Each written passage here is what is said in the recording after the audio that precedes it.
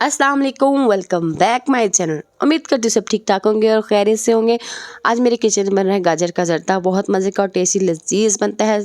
तो recipe share करने लगी हूँ। यहाँ पर मैंने डाल दिया है ऑयल एक पैन में, और आपने इस गाजर के जर्दे को ज़रूर ट्राई करना है और मुझे बताना है कि कैसा बना है। ये बहुत यम्मी डिलीशियस बनता है। आज गाजर का बहुत अच्छा सा मौसम है, बड़ी अच्छी गाजरें आ रही हैं, तो आप इसको ज़रूर ट्राई कीजिएगा। यहाँ पे मैंने इलायची, बड़ी इलायची और छोटी इलायची डालकर तेल में कड़कड़ाने के लिए रख दी है। और जब तक ये कड़कती नहीं है तब तक आपने इसमें कुछ नहीं डालना। तो अब देखिए मैं आपको दिखाती हूँ कैसे कड़कती हैं। जैसे आसमान में बिजली कड़कती है वैसे ये हमारी जो इलायचियाँ ये कड़केंगी ऑयल में, गरम ऑयल में। उसके बाद हम जो भी करेंगे, इसके अंदर चीनी वगैरह डालनी होगी। उसके बाद डालेंगे चावल। मैंने जो सेला चावल थे 1 kg बॉयल करके साइड पे रख लिए थे। आपने इस जर्दे में वही चावल यूज़ करने हैं, बासमती राइस यूज़ नहीं करने हैं। तो यहाँ पर जी इलायची जो हमारी है वो कड़कड़ने लग गई है। ये 5 से 10 मिनट में हमारा जो जर्दा है वो बनकर तैयार हो जाता है। आप इस गाजर के जर्दे को ज़रूर ट्राई कीजिएगा अपनों और सबको खिलाइएगा, अपने मेहमानों को, वो आपकी लाजमी तारीफ़ करेंगे। तो यहाँ इसको मैंने ढक्कन ढक दिया था क्योंकि अब जब भी कड़केंगी तो ये इसके अंदर से जो ऑयल है उसके छींटे लग सकते हैं, तो इसलिए आपने ध्यान से इसको करना है। तो यहाँ पर इसको तकरीबन मैं 2 से 3 मिनट बाद या 1 सेकंड 5 सेकंड बाद आप खोल करके ये देखें ये ऐसे कड़क रही हैं। तो आपने ध्यान रखना है कि आपने इसको ओपन नहीं करना है। अब इसमें डाल देंगे हम चीनी।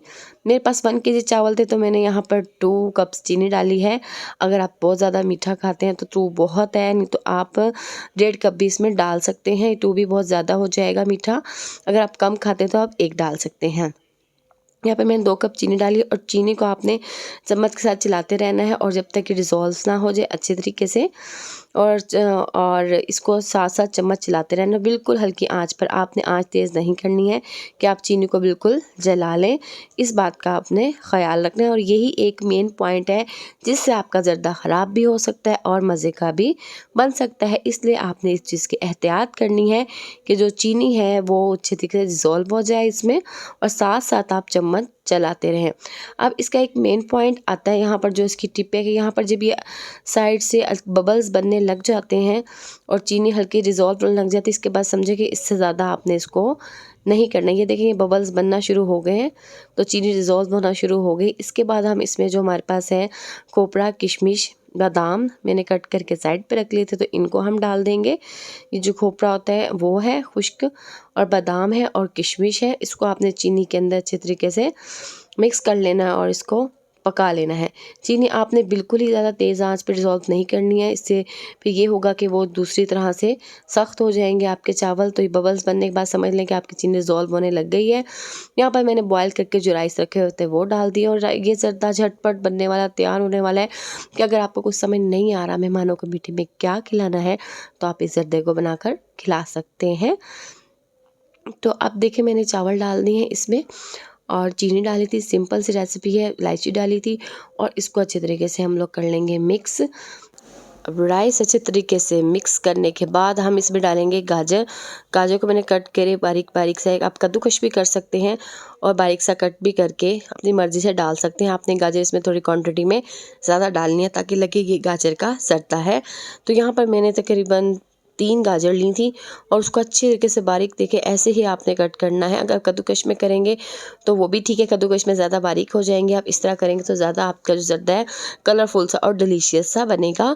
तो आपने इसको इसी तरह डालकर जितनी भी गाजर है, मतलब 3 गाजर भी बहुत इनफ है, वो डालकर इसको अच्छे तरीके से मिक्स करना है। और तकरीबन आपने इसको 20 से 25 मिनट तक खुला पकाना है। 10 मिनट तकरीबन पका लें, 20 मिनट खुला पकाना है जब तक कि गाजर का पानी और जो चीनी का पानी है वो खुश्क नहीं हो जाता।